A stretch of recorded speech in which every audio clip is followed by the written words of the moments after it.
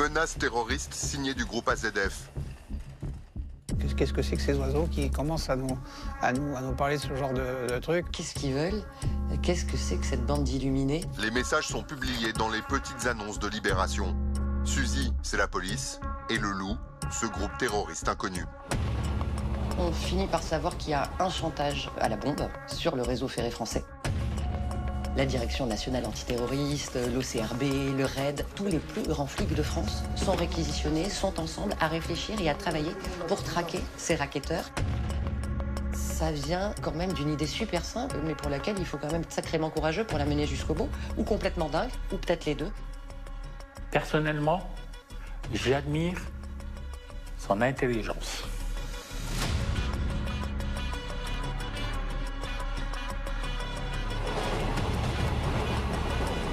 Je devais trouver quelques millions pour mettre au point un appareil très particulier. C'était peut-être pas une bonne idée, mais c'était ce qui était disponible à l'époque.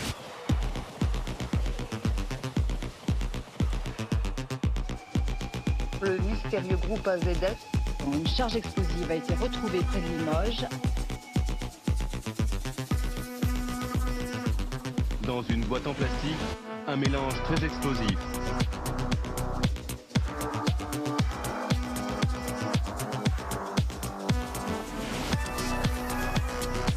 La SNCF va devoir inspecter ces 32 000 km de voies ferrées.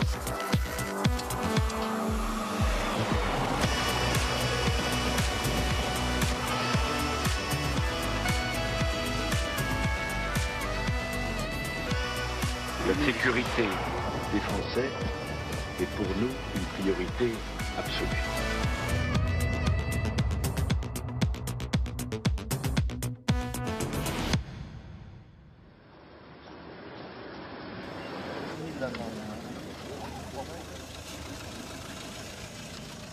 L'affaire commence par des courriers, des lettres d'abord adressées à la présidence de la République. C'est parti justement de cette lettre qui est arrivée à l'Élysée.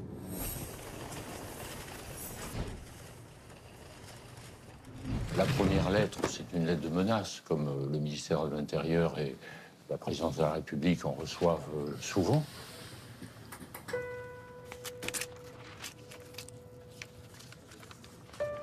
Alors, ce premier courrier, il arrive avec ce logo AZF, avec une large flèche dessous, et il est structuré en plusieurs paragraphes. Donc AZF se présente, annonce son entrée en scène, hein, je cite. Mesdames, messieurs, AZF est un groupe de pression à caractère terroriste, secrètement créé au sein d'une confrérie laïque à spécificité éthique et politique. Franchement, je comprenais rien à leur texte. Et puis, bon, je trouvais ça tellement farfelu. Ils racontent qui ils sont, mais en fait, ils disent pas qui ils sont. Et ça mêle un peu d'anticapitalisme, d'altermondialisme. C'est un peu fourre-tout, ce que raconte AZF dans ses courriers. Nous, membres d'AZF, sommes déterminés à combattre sans merci. Un système économique dévoyé.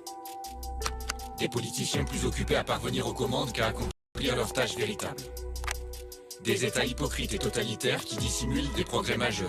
Énergie libre, médecine nouvelle et par ailleurs protège des techniques archaïques et destructrices afin de protéger l'existence des pouvoirs en place. Enfin, vous voyez, ça veut rien dire. Parmi les centaines de conneries, je ne peux pas dire un autre mot, que l'on pouvait recevoir, celui-là nous a quand même attiré l'attention pour qu'on creuse un peu. Une série de bombes est répartie sous le réseau ferré français. Ces bombes, qui sont soigneusement enfouies, sont pratiquement indécelables. Si vous souhaitez éviter la première catastrophe, il ne reste plus désormais qu'à arrêter le trafic SNCF à partir du 17 février en soirée.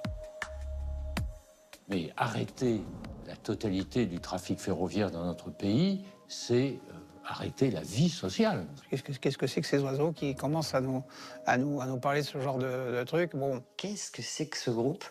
Qu'est-ce qu'ils veulent? Qu'est-ce que c'est que cette bande d'illuminés?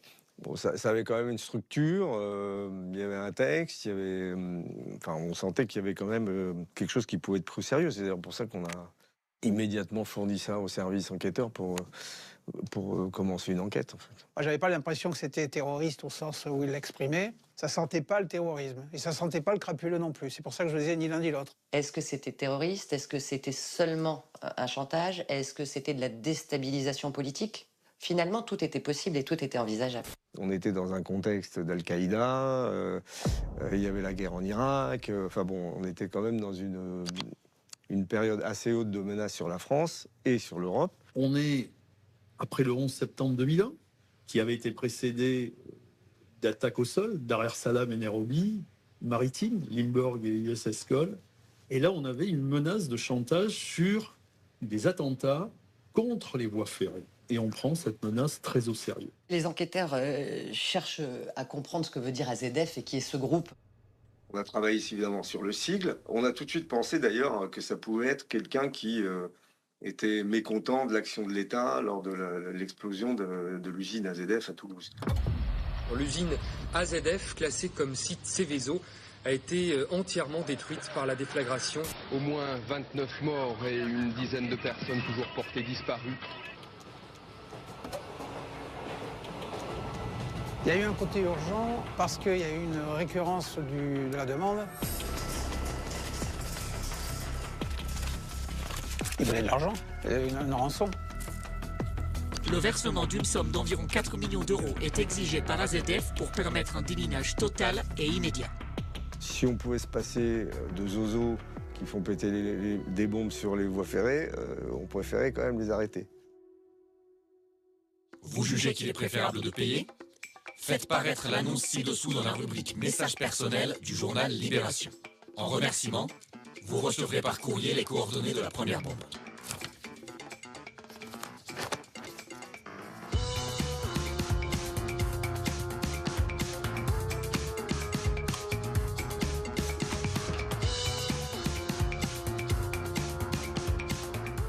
C'était une rubrique qui existait à l'époque dans le quotidien Libération. Tous les jours, il y avait des petites annonces avec des messages personnels. Et c'est ce moyen que choisit le groupe AZF pour que le gouvernement lui réponde.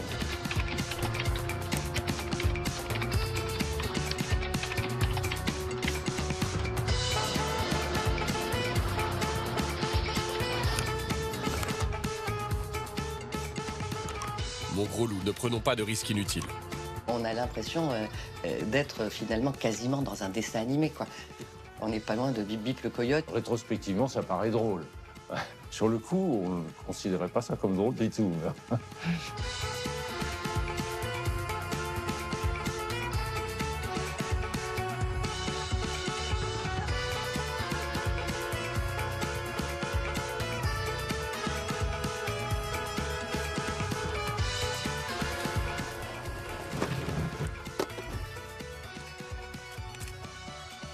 Et il va falloir un 5e courrier pour que tout d'un coup, le groupe AZF soit pris un peu plus au sérieux.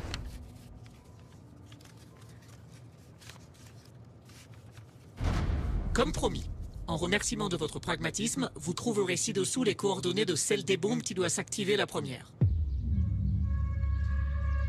Latitude 4606 16,9 nord, longitude 0126 0128 est.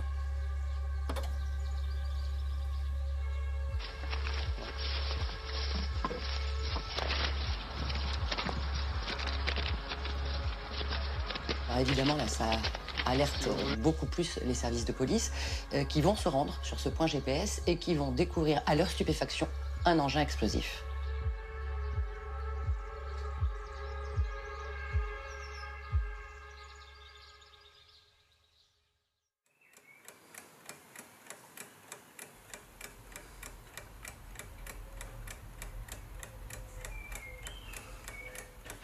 Et là, ça change la donne, évidemment, parce que la menace devient réelle. Cette bombe, elle est découverte à une quinzaine de centimètres sous le ballast de la voie ferrée. Recouvert par des cailloux, ce qui fait qu'on ne pouvait absolument pas le trouver. Il était bien placé sous un rail. S'il ne nous avait pas donné le lieu très précis, on n'aurait jamais trouvé la bombe. Les enquêteurs vont découvrir un système de mise à feu particulièrement sophistiqué et qu'ils n'ont encore jamais vu. Un dispositif pyrotechnique très sophistiqué. Le système de mise à feu, il s'agit en fait d'une montre. Et cette montre tourne avec le dateur. Vous voyez, c'est là où il y a la date du jour sur les montres. Et sur ce dateur, il y a un trou sur un des jours. Chaque jour, ce dateur tourne. Quand ce trou vient face à la date, eh bien, il y a un contacteur avec une bille qui met à feu le dispositif. C'est très bien foutu, c'est très propre, c'est nickel, c'est même parfaitement fait. C'est vraisemblablement quelqu'un qui s'y connaît bien en explosifs. Peut-être un ancien militaire ou quelqu'un qui a travaillé dans les forces armées. C'est quelqu'un de réfléchi, quelqu'un de professionnel et donc potentiellement de très déterminé. C'est là Paris-Toulouse. On y roule à cet endroit-là à 160 km/h.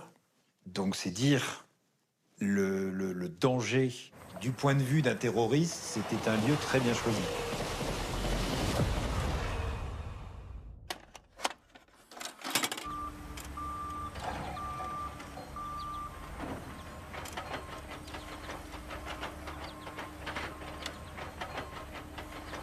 Le volume de l'explosif laisse penser que ça ne peut pas faire péter un rail et encore moins un train si jamais ça se peut se déclencher à ce moment-là. En fait, on décide quasi immédiatement de faire un test pour lever le doute. Donc on s'adresse aux militaires qui ont reconstitué le rail dans une caserne dans l'est de la France, je crois. Ils vont nous faire ça très vite, c'est-à-dire que ça prend une matinée pour reconstituer tout ça. Donc 4 coups de klaxon, ça va pas tarder.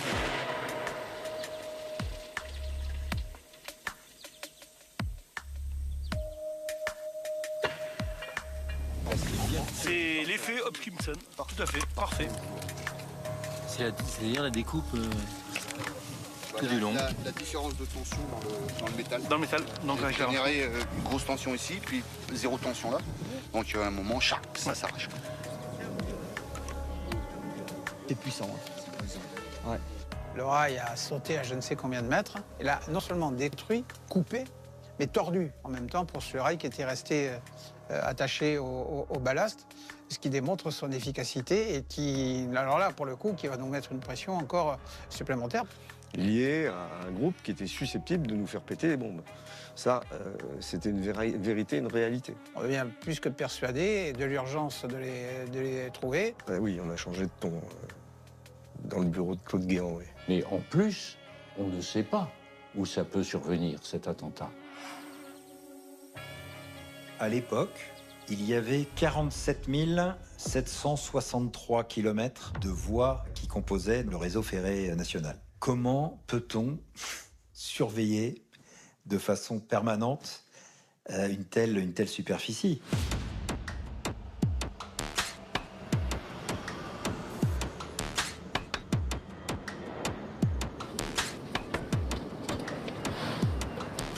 Immédiatement, il y a un dispositif qui est mis en place. On installe une salle de crise à Villacoublay. C'est une mobilisation sans précédent en France. On n'a jamais mis autant de moyens policiers sur une enquête. J'ai jamais vu ça par ailleurs, donc c'est exceptionnel. Oui, ce sont des moyens très exceptionnels. On avait mobilisé des centaines de flics spécialisés. Tous les CRPJ de France étaient dans la boucle. C'était totalement inédit. Dans la salle de crise, il y avait des représentants, et plus que des représentants, c'était des décisionnaires, comme moi, à Villacoublay.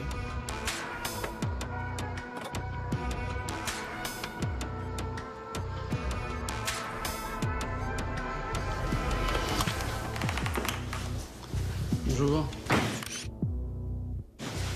Bonjour. Bonjour. Bonjour.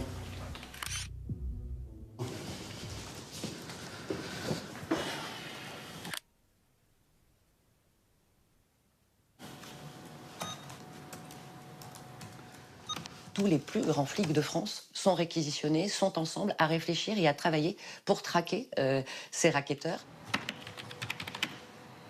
Et ils sont tous, nuit et jour, dédiés à cette affaire. Non, c'est normal, c'est la vidéo.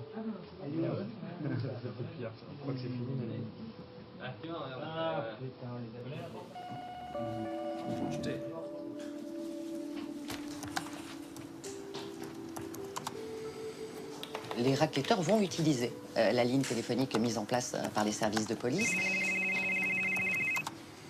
C'est où?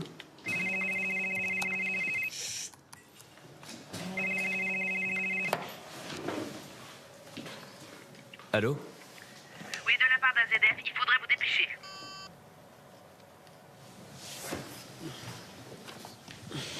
Bah, moi, je me souviens, c'est pas moi qui les avais directement, mais enfin, on avait les bandes, donc oui. Bah, la fille était assez ferme quand même. Hein. Oui, de la part d'AZF, il faudrait vous dépêcher. C'est une voix féminine qui appelle les enquêteurs. Alors évidemment, ils vont l'enregistrer, ils vont essayer de la localiser. Oui, de la part d'AZF, il faudrait vous dépêcher. Oui, de la part d'AZF, il faudrait vous dépêcher. Mais en tout cas, cette voix féminine raccroche toujours avant que la localisation ne soit définitive. C'était très long, très lourd, très difficile de se connecter à eux, enfin de leur parler. On est plus dans un storytelling avec cet aspect petites annonces. On tient le spectateur en haleine, un petit peu comme les séries dont vous ne pouvez voir les épisodes qu'une fois par semaine.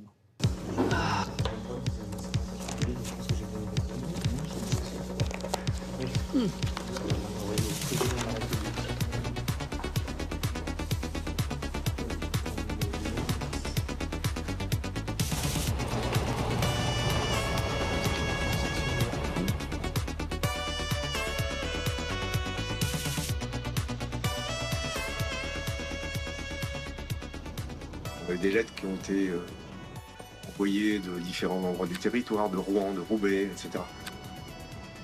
Je ne sais pas s'ils sont plus malins que l'idée de la police, mais ils utilisent surtout des moyens de communication qui sont extrêmement basiques, en fait, et très peu technologiques. Envoyer un courrier par la poste, sur ces lettres, on ne retrouvera rien, hein, ni ADN, ni empreinte.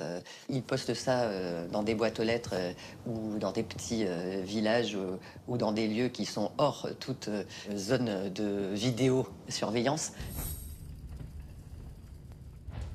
Nous devons répéter que le destin final de notre petite confrérie est effectivement pacifiste et humaniste au plus haut niveau, et d'une ampleur suffisante pour justifier le sacrifice éventuel de quelques centaines d'innocents. On était dans le vent, hein, on faisait des hypothèses et ils travaillaient sur les faits matériels qu'on pouvait ressortir, c'est-à-dire les lettres, et c'est tout.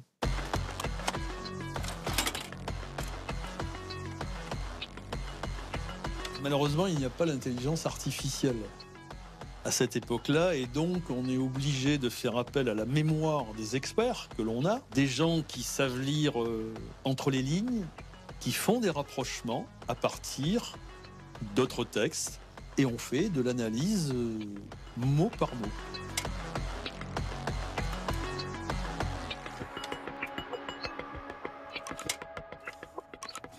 La sémantique des courriers n'avait rien à voir avec ce qu'on lisait sur les revendications bretonnes, corses, basques, ultra-gauche, européennes. On sortait vraiment de l'ordinaire. Là, on sentait qu'il y avait une défiance envers l'État, mais le reste n'y était pas. C'était du Canada Dry. Tout ressemblait, le contenu, l'enveloppe et tout, mais il manquait quelque chose. AZF. AZF.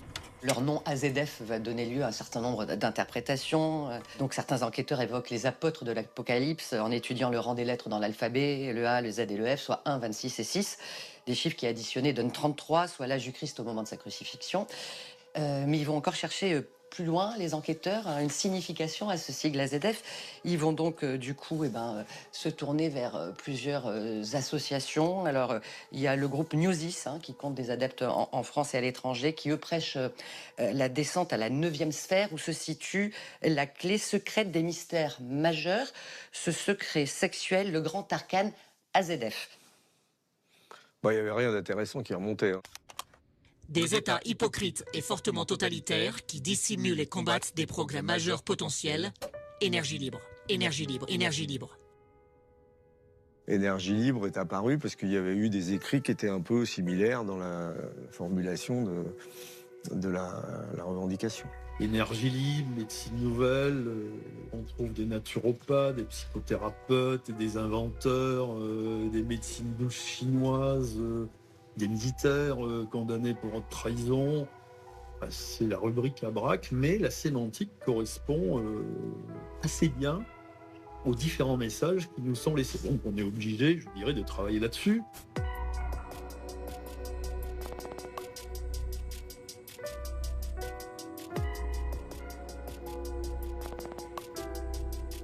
C'est UCER, c'est-à-dire l'Union des conférenciers pour l'accompagnement de la recherche.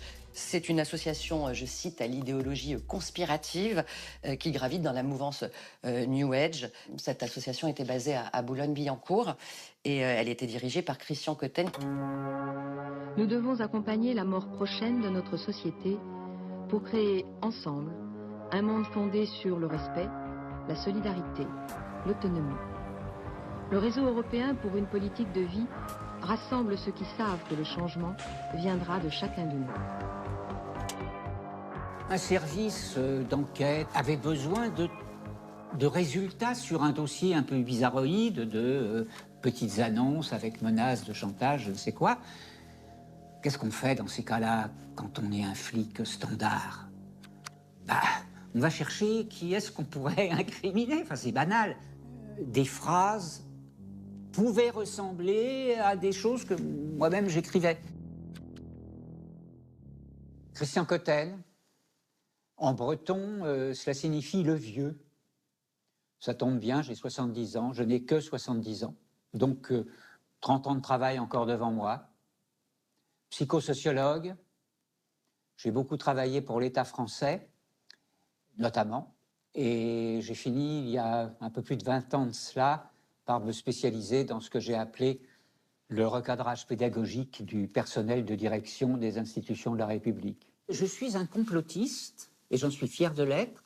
Et il m'arrive souvent de dire que je suis en tant que tel diplômé de l'université de Sirius, ça c'est pour la blague. Donc travaillant sur des poubelles d'État, je dérangeais pas mal de monde. Donc, bien évidemment qu'on peut toujours trouver des ressemblances entre tout et n'importe quoi. Enfin, ça n'a juste pas de sens. Il est assez hautement probable que j'ai été mis sur écoute un paquet d'heures. Mais moi, en fait, j'ai pas été impliqué dans l'histoire. Je n'ai été que par des ricochets assez médiocres à la fin, parce que, honnêtement, aujourd'hui, je m'en contrefiche de cette histoire. Enfin, je veux dire, il y a toujours un texte sur Internet et j'ai écrit beaucoup de choses depuis 25 ans, donc je ne sais plus le titre, mais on peut le reprendre. Ah oui, les policiers de la DNAT consomment-ils de la cocaïne de mauvaise qualité? C'est terrible. Déjà, la cocaïne de bonne qualité, ça n'arrange pas un cerveau. Mais alors, si elle est de mauvaise qualité, waouh! Enfin, j'en sais rien, je ne suis pas consommateur. Comment l'État prétend-il assurer la sécurité des Français avec des guignols pareils? Car enfin, soyons sérieux, messieurs les cloportes. J'aime bien le terme de cloporte. C'est presque gentil. Messieurs les cloportes, vous devriez arrêter la coke, ça rend fou. C'est simplement un conseil compassionnel de psychothérapeute.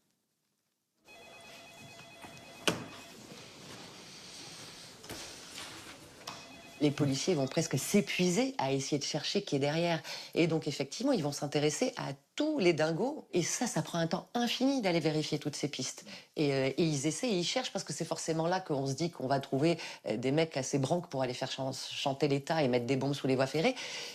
Et en fait, ce ne sera pas le cas. À part que moi, ça m'a donné de la culture sur les groupes un peu ésotériques, on n'avait aucune piste intéressante. On était, je dois dire, assez dans le vent. Il y avait tellement peu de réponses que tout le monde se permettait d'avoir son analyse personnelle et politique. Donc oui, monsieur le ministre, c'est en cours. On a eu un coup de fil pour l'instant et ça ne donne rien, évidemment. Cette affaire, celui qu'elle pourrait desservir, c'est Nicolas Sarkozy, puisque c'est lui qui, finalement, va rendre des comptes à la fin. Nicolas Sarkozy est ministre de l'Intérieur à l'époque, et il a d'autres ambitions. dont il ne se cache pas beaucoup quand même. Il est particulièrement investi dans ce ministère. On parle de lui comme le premier flic de France et c'est vraiment ce qu'il veut incarner. Nicolas Sarkozy est aujourd'hui au plus haut dans les sondages. C'est le ministre que vous préférez? Il est hyperactif, omniprésent. Je n'ai pas l'intention de laisser une bande de voyous se tirer dessus et la cité des catholiques. C'est clair? S-U-Z-Y. Qui est la contraction de Sarkozy. Suzy, diminutif 2, Sarkozy étant le ministre de l'Intérieur. Il y avait des choses assez surprenantes, farcesques, qu'il y ait pu y avoir des gens animés d'un désir, je dirais, de ridiculiser d'autres personnes. On était dans l'hypothèse possible d'une manipulation d'un groupe d'extrême gauche, ou d'un groupe d'extrême droite d'ailleurs, qui veut faire une déstabilisation de l'État français.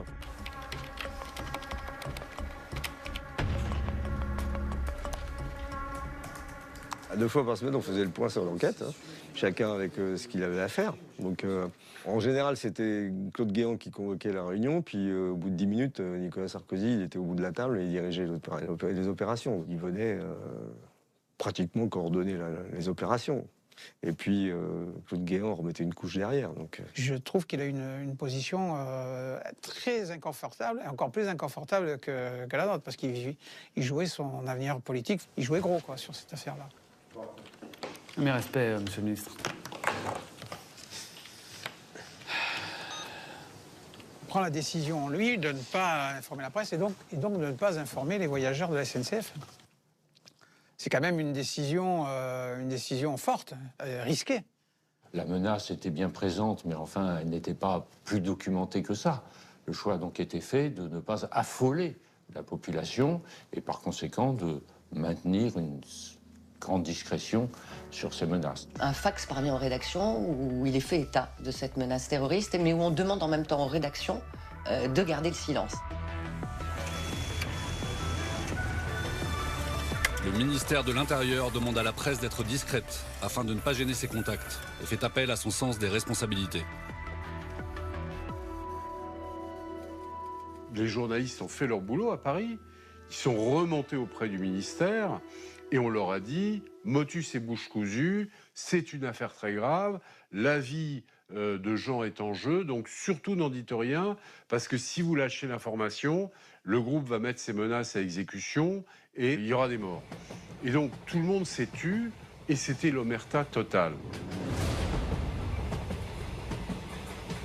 La sécurité des Français est pour nous une priorité absolue. Votre contribution au côté pacifique de notre action, 4 millions de dollars US en coupure usagée. Mode de livraison.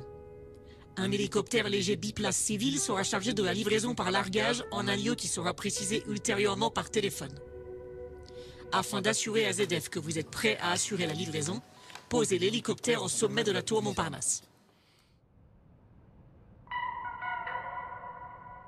Alors on avait trouvé ça un peu space. En même temps, c'est pas totalement idiot, c'est peut même être plutôt rusé parce que un hélicoptère qui se pose en haut de la tour Montparnasse peut être remarqué ou vu depuis à peu près tous les lieux de Paris, donc il était impossible de déterminer quoi que ce soit.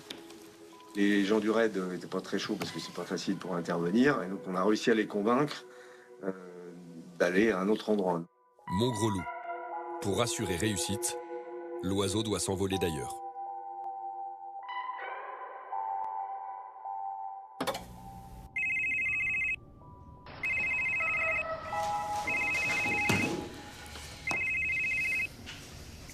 Allô? Oui, AZF. Oui? On a eu votre message. Oui? Donc écoutez, l'hélico, vous le mettez où vous voulez. À Vélizy, par exemple. Vélizy, carrément? Villa Coublet? Pardon? À Vélizy, Villa Coublet. Oui, c'est ça. Pour le reste... À partir de quand? Le plus vite sera le mieux, hein, parce qu'il y a déjà eu 9 bébés dans la nature, il y en a 2 qui n'ont pas pété, et c'est tant mieux. Ouais. Mais...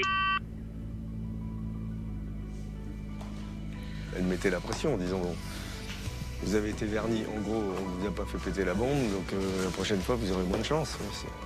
Ça fait partie du langage pour entretenir la menace. Parce que toute cette zone-là, je pense qu'elle n'est pas accessible facilement aux véhicules. C'est vrai qu'avec l'hélicoptère... On les fera la prochaine minute. Comme vous avez dit tout à l'heure, j'élargis un petit peu, c'est pour ça. Vous imaginez bien que les autorités, d'une certaine façon, ne veulent pas céder au chantage, c'est-à-dire ne veulent pas payer, mais d'un autre côté, compte tenu de la menace, s'il le fallait, vraiment, sont décidés à le faire quand même. Donc on était en attente de leurs instructions. Tout le dispositif était en route. On avait élargi à périmètre d'environ 150 km autour de Paris. On aura toutes les autorisations qu'il faut au moment où il faut. Et voilà, et donc à ce moment-là, on peut intervenir directement dès qu'on a l'info. On joue le jeu jusqu'au bout. Le seul intérêt de tout ça, c'est qu'ils viennent chercher le rançon. Pourquoi? Pour les interpeller, pas pour en faire joli. Hein. J'avais juste à gérer 450 personnes sur le terrain et puis des décisions à prendre en une fraction de seconde ou presque. Même des moyens de la gendarmerie, par exemple maritime, sur l'océan Atlantique, etc., etc. On avait mis vraiment tout ce qu'on pouvait mettre parce qu'on ne savait, encore une fois par définition, on ne savait absolument pas où ça pouvait nous amener. C'est vrai que la mobilisation de moyens aériens est tout à fait exceptionnelle.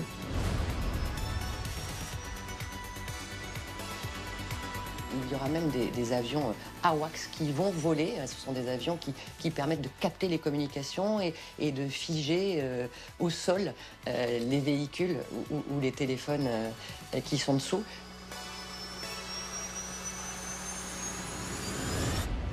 Bah, vu le dispo qu'on avait, franchement, je pense pas qu'il serait passé à travers les mailles.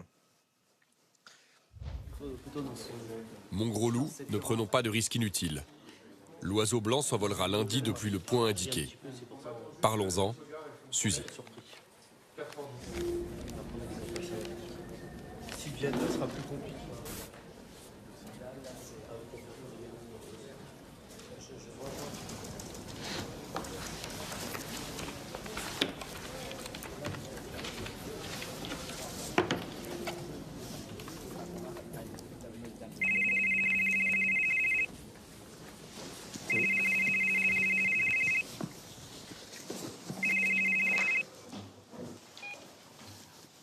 Allô? Oui, AZF, l'argent est prêt? L'argent est prêt. D'accord. Donc il faudrait vous rendre le plus rapidement possible maintenant à l'aérodrome de Montargis. Aérodrome de Montargis? Montargis 45.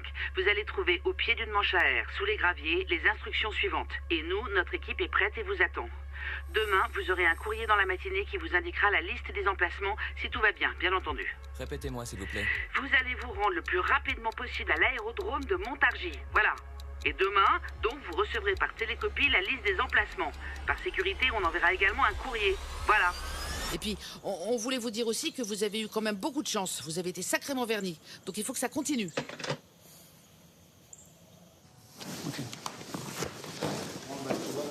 Ouais, BR 820, on lance l'opération, Montargis.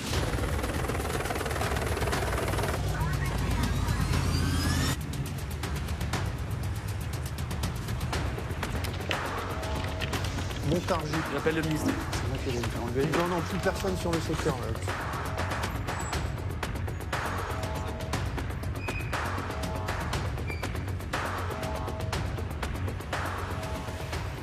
Monsieur Duflo, c'est qui AZF? C'est personne. Tout le monde là-bas, Montargis. Reçu? Reçu.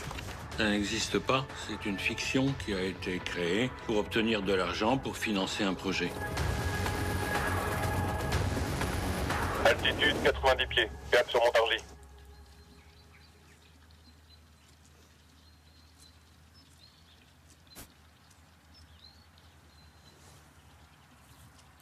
Il fallait trouver un moyen pour obtenir de l'argent. Bon, pour obtenir de l'argent, c'est pas très facile. Le but était de remettre un engin explosif qui serait expertisé par des professionnels pour qu'ils le trouvent très bien et qu'ils prennent peur. Le seul truc que je veux, c'est qu'ils aient peur et qu'ils remettent une rançon. C'était le but. Ça réussit d'ailleurs.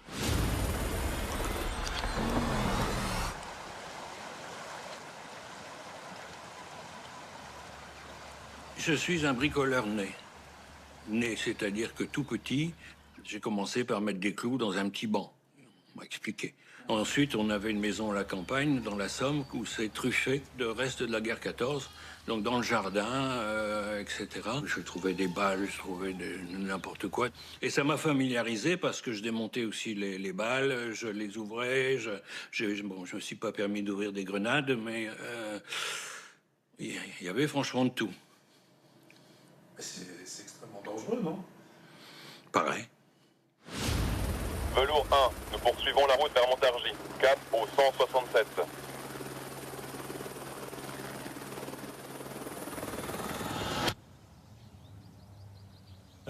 Pascal Zimmer, j'étais un collaborateur de Monsieur Duflot. Alors c'était des produits de traitement de l'eau. C'était ce qu'on appelle de l'osmose inverse. Vous pouvez prendre n'importe quelle eau et le transformer en une eau qui est buvable. Et je le trouvais génial, ce produit-là. Les appareils de traitement d'eau qu'on appelle des osmoseurs, pour ce qui concerne ce matériel, sont efficaces à 100% pour ce qui concerne la purification, mais ils sont d'énormes gaspilleurs d'eau. C'est-à-dire que pour obtenir 1 litre d'eau purifiée, vous perdez 7 litres d'eau ordinaire. Donc j'ai réfléchi, et puis j'ai modifié les appareils en piquant des pièces, etc. Et puis j'ai réduit le rejet d'eau de 7 à 1, ce qui était déjà un gros succès à l'époque. Il avait des idées, mais on lui donnait un problème, il trouvait toujours les solutions. Personnellement, j'admire son intelligence.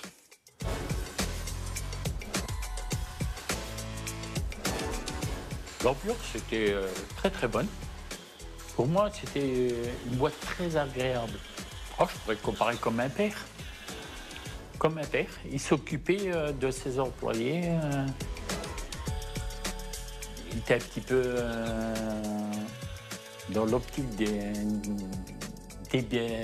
gens bio. Il faisait attention à tout ce qu'il mange et tout ce qu'il buvait. Et quand il parlait très calmement.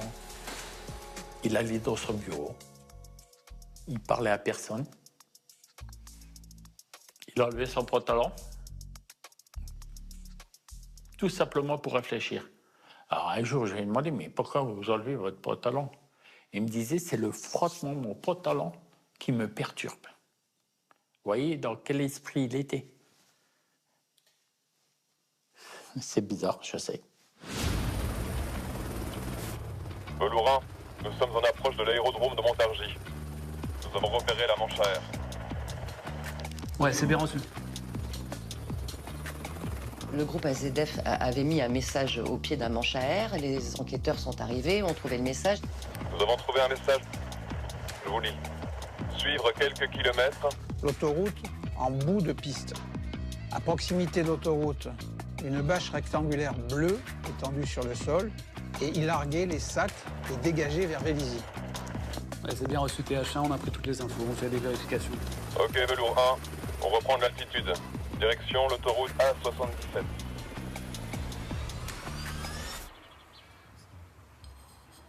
Du sujet, mais à quel moment vous dites il faut que je fasse quelque chose? Ah, là c'est très simple. Je suis tombé sur un livre qui parlait de ce que maintenant on appelle, si les gens connaissent un peu, ce qui est très peu, les énergies libres. Les énergies libres, c'est tout un secteur de la science, oserais-je dire, qui a été occulté parce que c'est totalement opposé au principe du capitalisme. Quand vous avez l'énergie libre, ça veut dire des productions d'énergie sans matière, sans capter ils ont capté de l'énergie dans l'univers, dans l'éther, comme on pourrait appeler, ou n'importe quoi. Il y a aussi le moteur à eau, ça fait partie. Le moteur à eau ressort régulièrement depuis des décennies. Pour lui, avec une petite modification sur les moteurs classiques, un moteur pouvait tourner en l'eau. Oui. Moi, ce que je voulais, c'est fabriquer un appareil à énergie libre qui génère de l'énergie.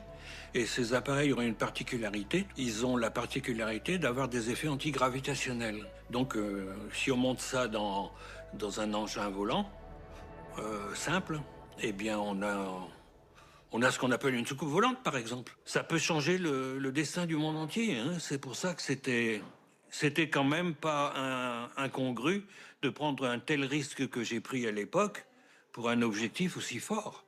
Parce que imaginez le nombre de millions de personnes qui meurent parce qu'on utilise des énergies fossiles, on fait des quantités de choses qu'on ne devrait pas faire, qu'on pourrait ne pas faire, par exemple, si on avait des sources d'énergie illimitées. Ne serait-ce que dans l'énergie. On ne va pas aller plus loin. Alors le fait est que vous n'étiez pas tout seul. Madame Rose, femme de petite taille, fragile, nerveuse, méfiante, je pourrais dire. Cette personne était là pour la communication parce que c'était le point le plus délicat. Il fallait téléphoner. Je ne voulais pas mettre 36 voix, donc cette personne a été essentiellement recrutée, osais-je dire, pour ça.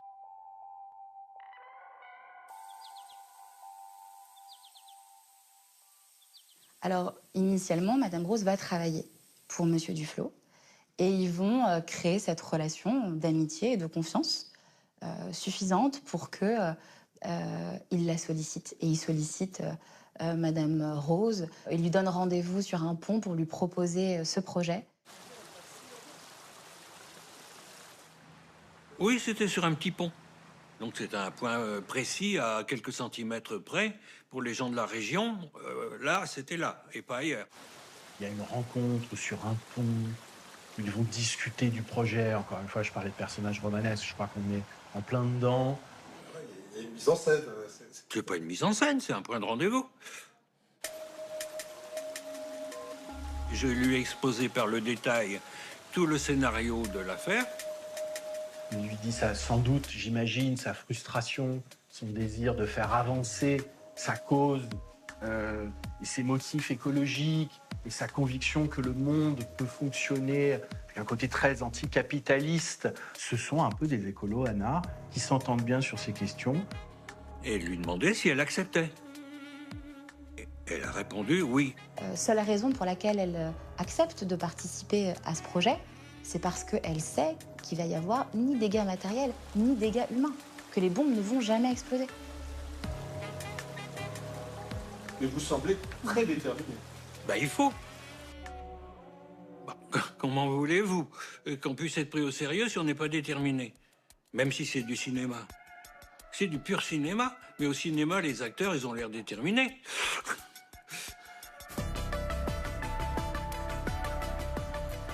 C'est une bombe qui était faite pour être transportée. Il n'y avait pas à l'amorcer, il n'y avait rien à faire, il y avait juste à la déposer, l'en tirer. Il fallait une seconde personne pour faire le guet parce que les trains, ça arrive assez vite et silencieusement. Hein.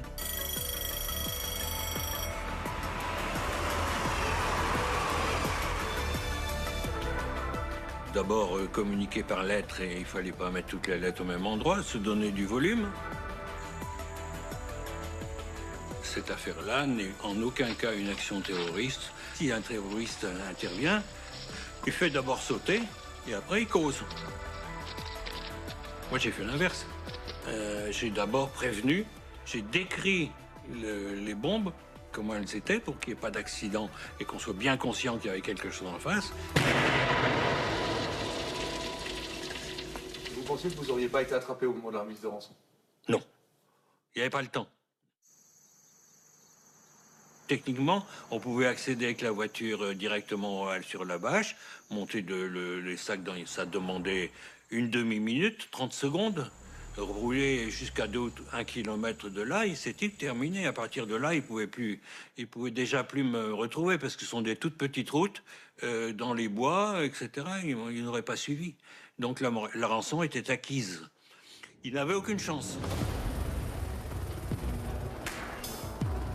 Velours 1, vous me recevez?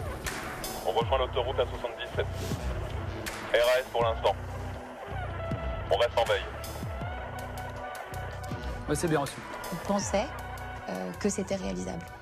Or, quand on regarde un peu le dossier, on se rend compte quand même qu'il n'y avait aucune chance que ça fonctionne. Et vous êtes où à ce moment-là? À quelques centaines de mètres pour entendre l'hélicoptère arriver. Velourin, on continue à longer l'autoroute? Affirmative, vous continuez pour l'instant. Je répète, vous continuez. L'hélico parcourt une dizaine de kilomètres, un peu plus peut-être. Et là, le pilote me dit, radio, je commence à avoir du mal à voir. Velours 1, la nuit commence à tomber. Est-ce qu'on continue? Ouais, je confirme, vous continuez, je confirme.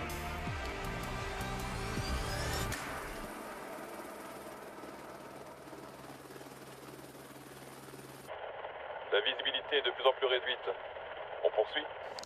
Affirmative, vous continuez pour l'instant. Je répète, vous continuez. On est déjà, je pense qu'on va être à 13 ou 14 kilomètres du départ, de l'aérodrome de Montargis. On n'a toujours rien trouvé. Et il continue un petit peu et il me rappelle en me disant, là, vraiment, ça commence à être dangereux.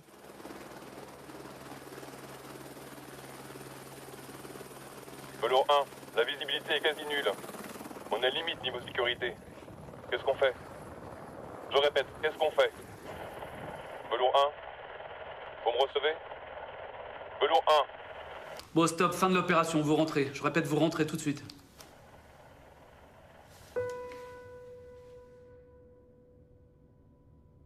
Et donc, ils reviennent sur place. La remise de rançon ne se fera pas.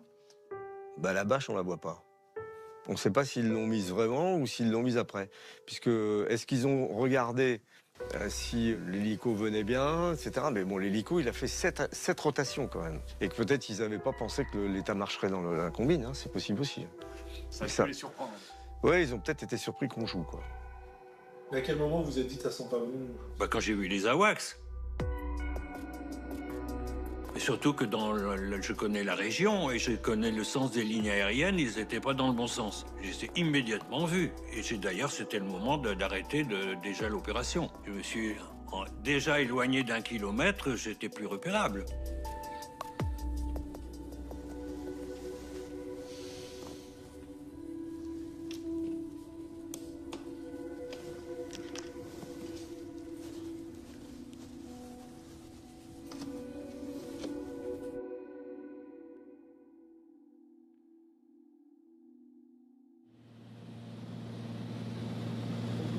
On voit le terrain, l'aérodrome de Montargis, et on distingue nettement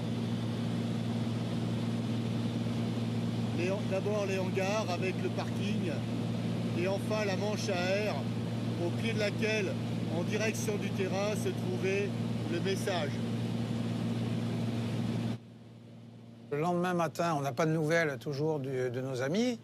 Mais moi, j'envoie un avion, donc un petit avion, regardez, d'assez haut, pour pas perturber s'ils sont toujours sur place, on ne sait jamais, pour voir si on ne trouve pas cette bâche. Nous sommes à 6 km avec les croisements que l'on peut distinguer des lignes à haute tension.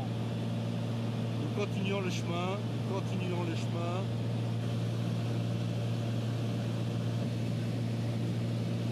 Affirmatif. On voit une bâche bleue, La bâche se trouve dans un champ entouré par les bois, juste à côté de l'autoroute et d'une petite route parallèle à celle-ci. On est exactement à 12 nautiques du point de départ.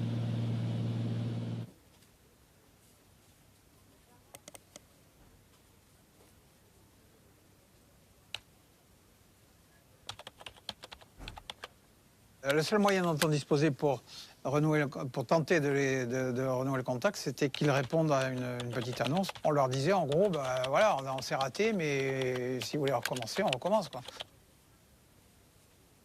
J'attends qu'on nous rappelle.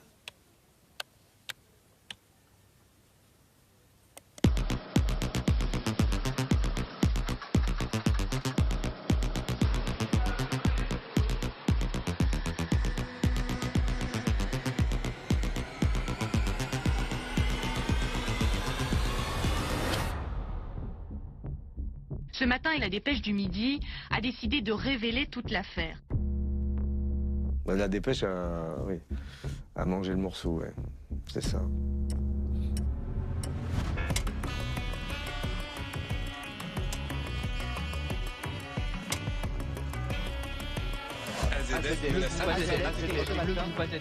Très vite, les informations circulent et hier, l'affaire se répand comme une traînée de poudre dans les rédactions. La SNCF va devoir inspecter ses 32 000 km de voies ferrées.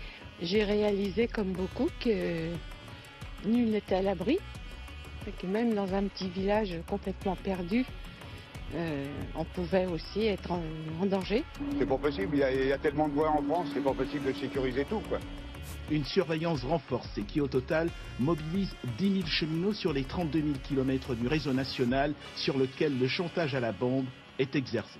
On demande à des agents SNCF qui gèrent les rails, les caténaires, de marcher le long d'une voie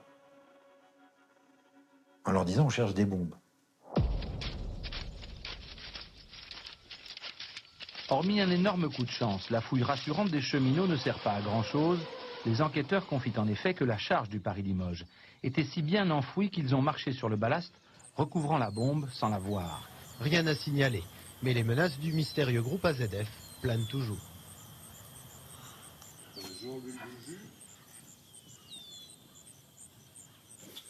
Je suis Jean-Christophe Gisbert, j'étais directeur de la rédaction de la Dépêche du Midi au moment de la fameuse affaire du groupe AZF.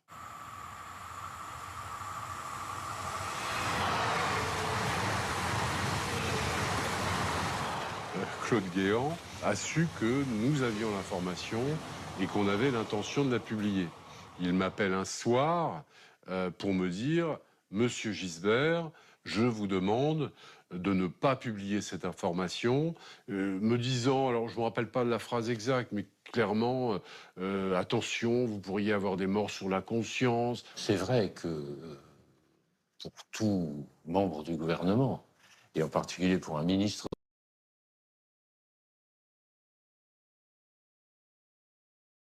de l'Intérieur, sur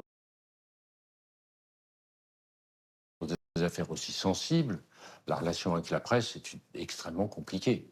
Parce que d'abord, la presse a un devoir, c'est d'informer, de savoir et d'informer, mais en même temps, ce devoir qui est le sien peut gêner beaucoup l'action policière.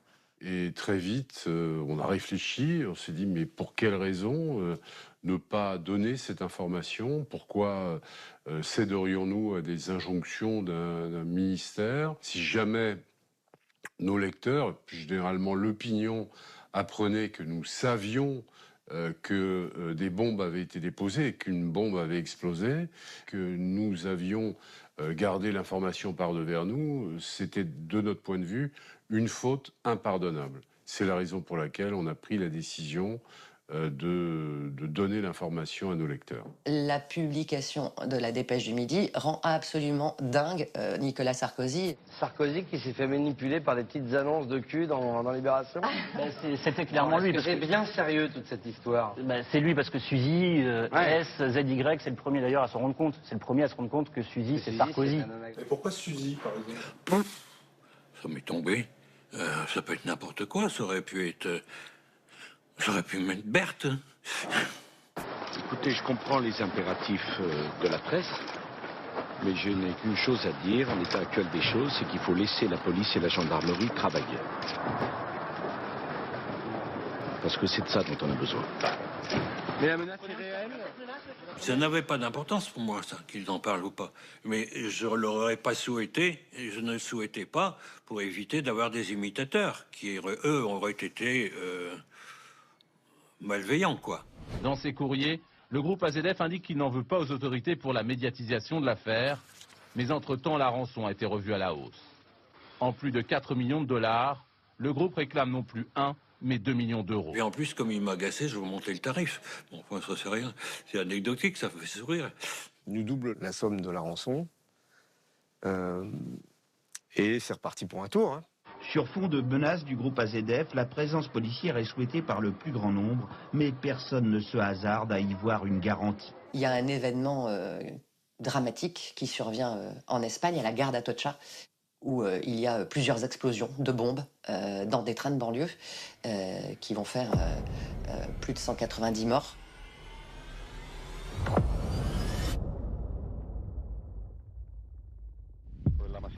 C'était l'heure de pointe ce matin en gare d'Atocha. Ce train a été le premier touché. Il était 7h15 quand la première explosion a retenti. Donc là, tout d'un coup, la menace française de bombes sous les voies ferrées, elle devient absolument réelle en Espagne, chez nos voisins espagnols, avec ces centaines de morts. Normalement, si j'avais été sain d'esprit à l'époque, j'aurais dû arrêter à ce moment-là. Ni plus, ni moins. Quelque part, je me suis entêté, ce qui était ridicule. Pour qu'AZF soit véritablement pris au sérieux, il ne reste malheureusement plus aujourd'hui qu'à attendre qu'une explosion se produise. On recommence. Les appels, les rendez-vous, et on a fixé un nouveau rendez-vous pour remettre la rançon. Voilà, donc on recommence un dispositif. De l'agitation vendredi sur cet aérodrome de Logne en Seine-et-Marne. Il s'agissait en fait d'une nouvelle tentative de remise de rançon au groupe AZF. Les enquêteurs pensent alors tenir une piste sérieuse, mais l'opération est annulée officiellement à cause de la météo. L'information sur le dispositif en Seine-et-Marne sort avant qu'on ne le mette en place, c'est-à-dire la veille, le dimanche, alors que le rendez-vous était prévu le lundi. Et voilà. C'est pas facile de trouver un scénario comme ça. Donc, j'en ai pas trouvé d'autres, j'en ai pas cherché d'autres d'ailleurs. C'était fini, c'était du passé déjà. Et j'aurais pas dû continuer à m'entêter, peut-être une espèce de baroud d'honneur, j'en sais rien. C'est d'ailleurs pour ça que j'ai eu la stupidité de mettre à nouveau quelque chose sur les voies. Et on découvre un deuxième engin explosif sur la ligne Paris-Bâle. Le deuxième engin est découvert dans le cadre de ce qu'on appelle à SNCF une tournée AZF. Un employé a trouvé cet engin explosif, alors beaucoup moins dissimulé que le premier, puisqu'il n'était pas enterré. La découverte d'un engin explosif, à demi enterré, bloqué entre le rail et le ballast. Celle-là n'était pas sophistiquée. En plus, elle n'était même pas enterrée, elle était visible, celle-là. Elle était de manière à ce qu'on la trouve. C'était pour montrer qu'il y avait toujours capacité. Donc oui, monsieur le ministre, c'est en cours. Non. Pour l'instant, on n'a rien d'autre. Rien d'autre.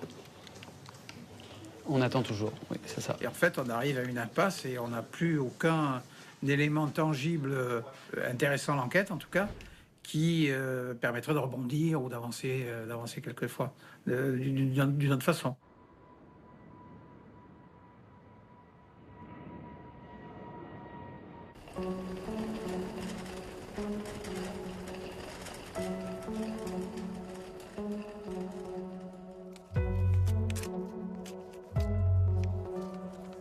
Mesdames, messieurs,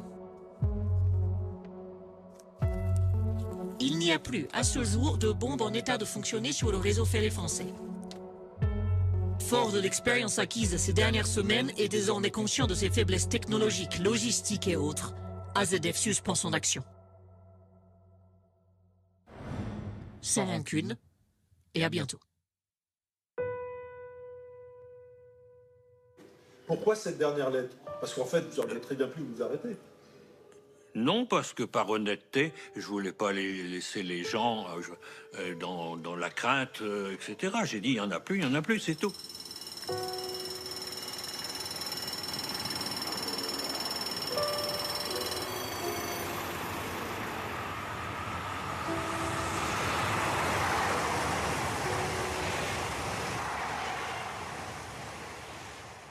C'est comme des adieux à la Seine, hein, quelque part. Au revoir, mais nous reviendrons. Après 2 tentatives de remise de rançon, tout ceci s'arrête unilatéralement. Là encore, hein, sans rancune et à bientôt, il y a un peu d'insolence dans ce groupe AZF et dans ses écrits.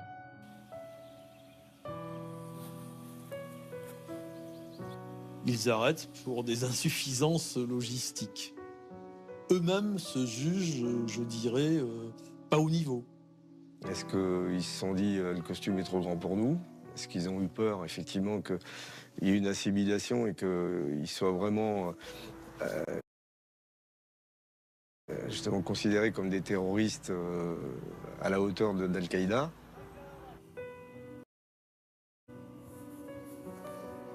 C'est assez étonnant quand même, parce qu'on a la lettre de présentation qui annonce une mise en scène, on a une lettre d'adieu. Tout ça est quand même très théâtralisé pour un groupe terroriste. Donc on est plus sur des maîtres chanteurs, même s'ils ont posé des vraies bombes. Les engins n'explosent pas, la rançon n'est jamais remise, et puis les choses se délitent et on arrête.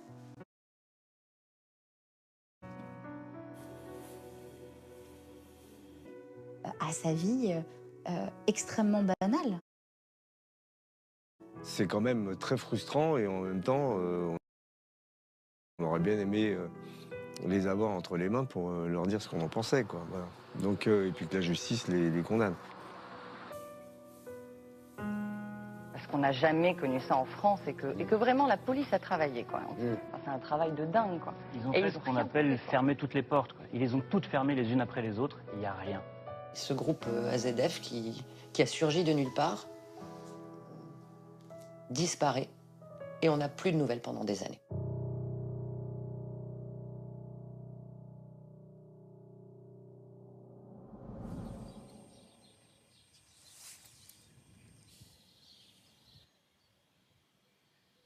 C'est Nicolas Sarkozy qui est élu président de la République avec 53% des voix. François Hollande est élu président de la République. Le nouveau président, c'est Emmanuel Macron, élu avec 66,1% des voix.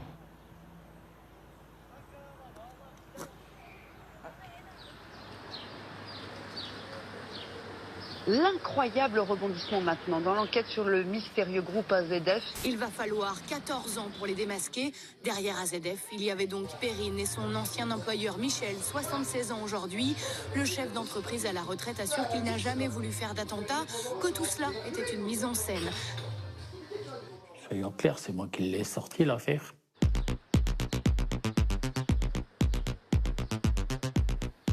Les policiers ont débarqué un matin à la maison. J'ai tout de suite compris de quoi il s'agissait.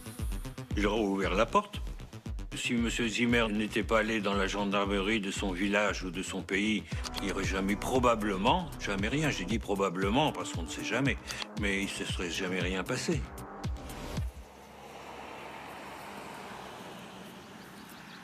J'ai été le compagnon de Mme Perrine Rose.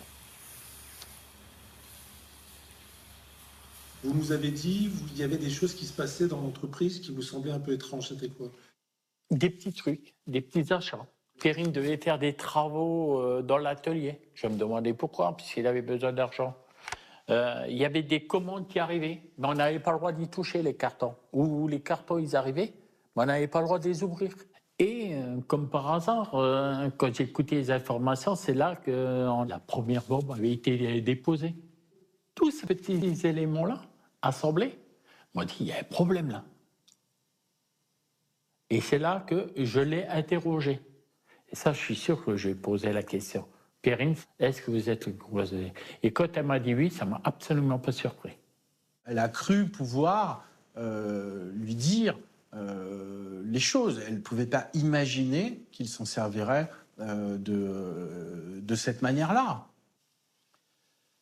Alors pourquoi je n'ai pas été étonné? Parce que régulièrement,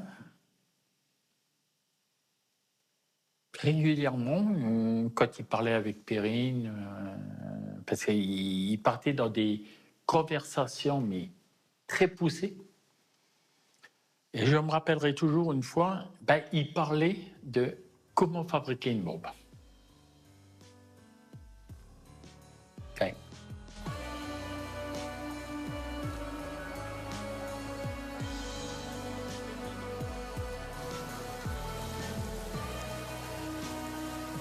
Madame Rose va subir pendant des années le chantage de son compagnon, qui va, pendant leur vie commune et après leur séparation, exercer sur elle un chantage en la menaçant quasiment quotidiennement. Si elle n'obtempère pas à ses desiderata, notamment financiers, de la dénoncer à la police. Vous la faisiez chanter, que en fait vous la menaciez toujours d'aller à la police raconter tout ça pendant 14 ans. Non. Oui et non. Non, parce que je ne la faisais pas chanter. Non, parce que jamais je pensais le dire. Oui, pourquoi?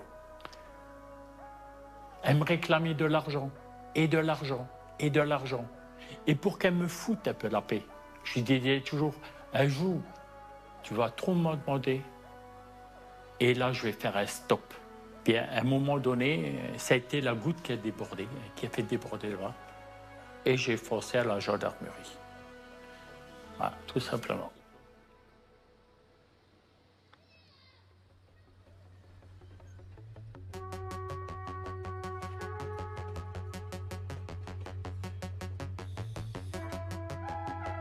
Un homme de 76 ans et une femme de 61 ans sont jugés à partir d'aujourd'hui devant le tribunal correctionnel de Paris, soupçonnés d'avoir été derrière le mystérieux groupe AZF.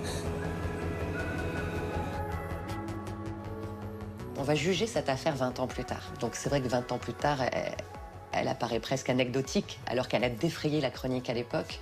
Il faudra voir comment les juges écoutent ça 20 ans plus tard. Est-ce qu'il y aura de la bienveillance ou est-ce qu'on en fera un exemple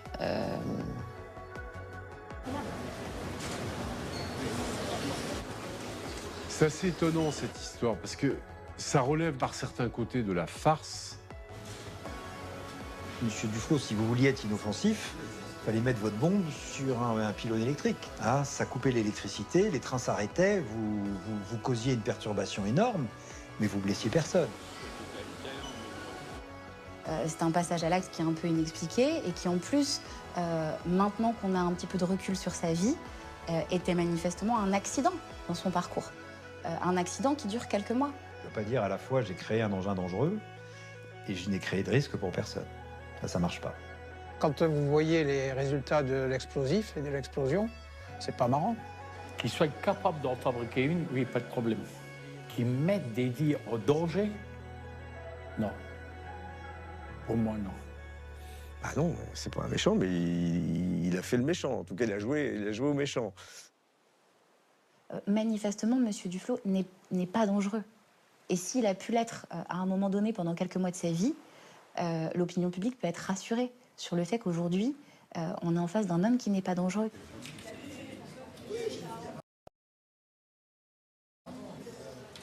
Je crois que cette histoire, elle dit des choses déjà à l'époque. Quand on sait aujourd'hui qui est à l'origine de ce racket, elle montre un ras-le-bol quand même de monsieur et madame tout le monde. C'est pas des gens qui sont hors la société, c'est pas des gens marginalisés qui ont inventé ce chantage.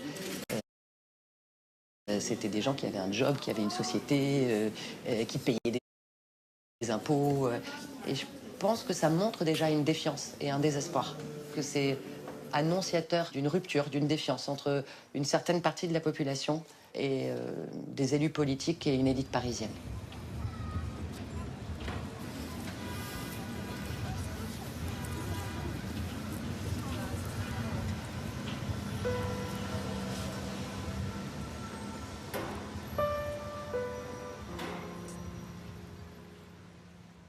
Si j'avais réussi et que j'avais pu même fabriquer le moteur à eau, c'était une réussite de ne pas l'avoir fait. Et c'est une défaite. Il y avait une chance sur deux que ça réussisse, c'est l'autre chance, ça n'a pas d'importance. Ça fait partie de la vie.